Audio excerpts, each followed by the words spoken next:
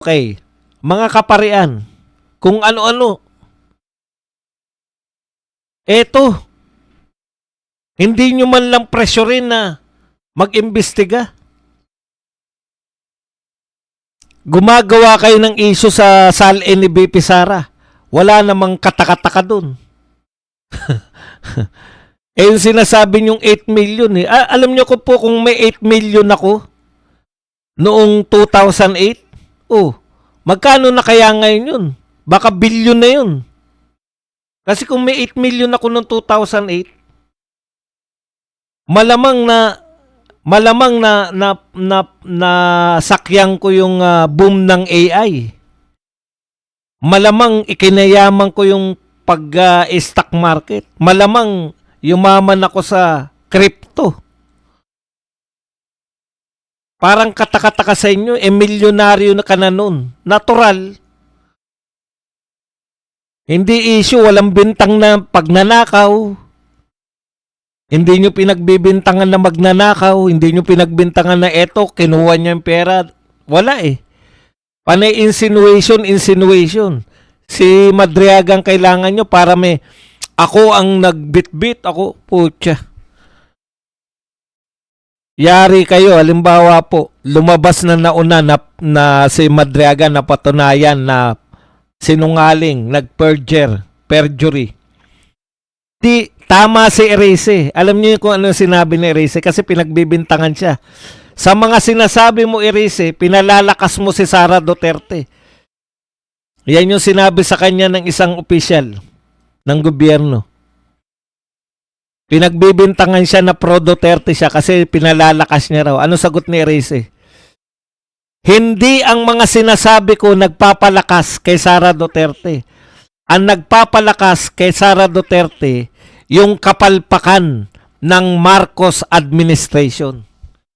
Pucha, napapalakpak ako eh. Dilawan yan. Alam kong dilawan yan. Pero tama yun eh. Nangangampanya ba si BP Sara? Ayan ang hindi naunawaan ng mga dilawan.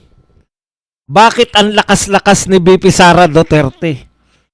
Hindi po yung mga bumibira ay yung mga pumupuri kay Sara Duterte ang nagpapalakas kay BP Sara. Ang nagpapalakas kay BP Sara yung mga kapalpakan ng Marcos administration. Tama yun. May effort ba si BP Sara na mangampanya na? Ayan nga yung ginagawa nyong tira kayo ng tira kay Suntay. Ngayon, nare-realize namin, putya, pwede ng pansenador to si Suntay. Pinasikat na ng media, pinasikat na ng mga kalaban natin.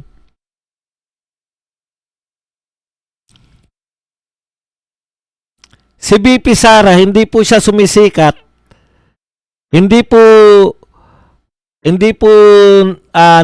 niya po nakukuha yung ano ng mga tao dahil sa magaganda niyang mga speech o kung ano pa man.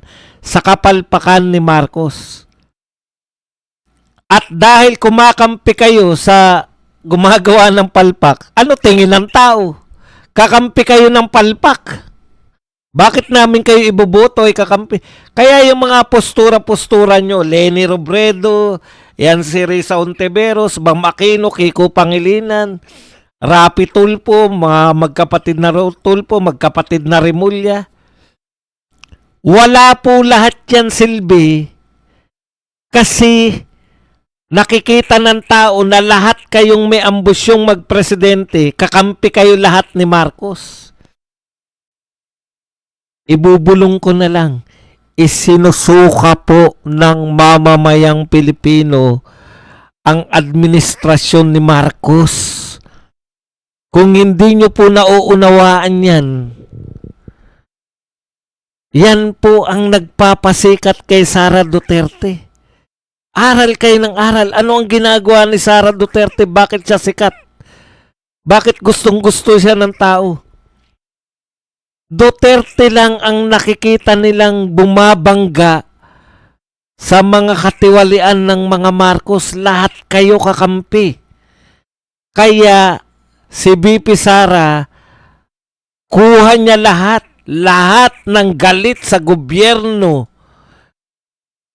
lahat ng hindi na nasisiyahan sa ginagawa ng gobyerno, iboboto si BP Sara kasi siya lang ang tunay na lumalaban sa gobyerno sa lahat ng presidentiables. Mali yung diskarte nyo, lalo na kayong mga ipokritong dilawan.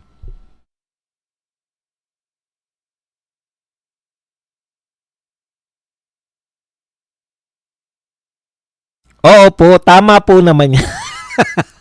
May nag-correct sa akin. Dati na raw sikat at si BP Inday dahil kay Tatay Digong. Nadagdagan lang po. Tama po. Tama po kayo. Dati nang sikat, pero bakit hindi siya bumababa sa kasikatan kahit hindi naman siya hindi na siya DepEd official. Wala na po siyang tinanggalan nyo na ng pondo. Sinisiraan nyo araw-araw. Bakit sikat pa rin? Despite. Kasi siya lang ang nakikita namin, lahat ng mga mamamayang Pilipino, siya lang ang nakikita namin na leader na bumabangga sa mga Marcos. Tama po yun. Sikat na. Nadadagdagan pang kasikatan dahil ang dami na pong kapalpakan. At siya lang po yung nakikita ng mga tao na tunay na lumalaban sa mga kapalpakan na yan. Lahat po. Tahimik. Tahimik sa maleta, tahimik sa flood control issues, lahat tahimik. Mga Duterte lang po.